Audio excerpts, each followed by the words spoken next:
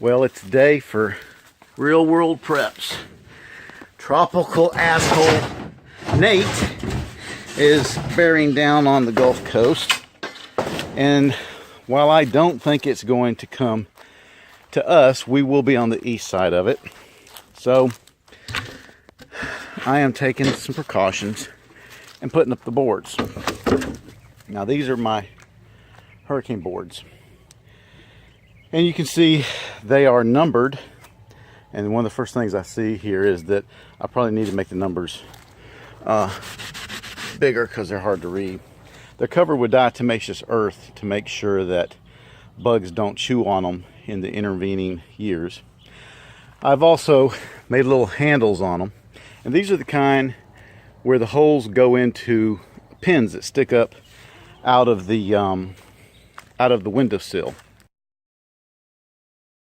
So we're going to put these on, and we're going to do a few other things, to make sure we're ready.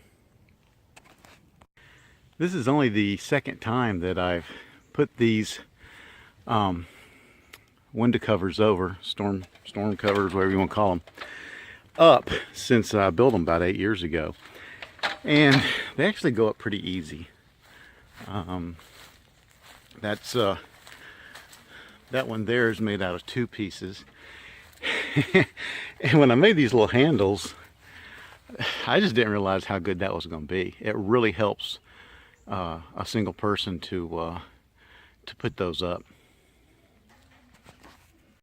These kits that you can buy at Lowe's or Home Depot for putting up your hurricane shelters, they come with these little plastic doodads that are supposed to go on to the spike that you put into your windowsill. They're not worth having.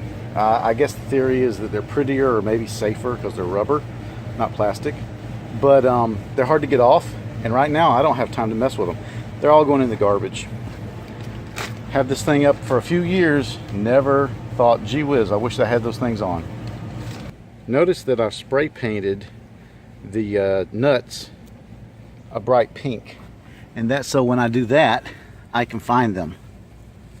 If you're a manufacturer of these things, you would do well to go ahead and make yours bright pink. I think that's a smart thing.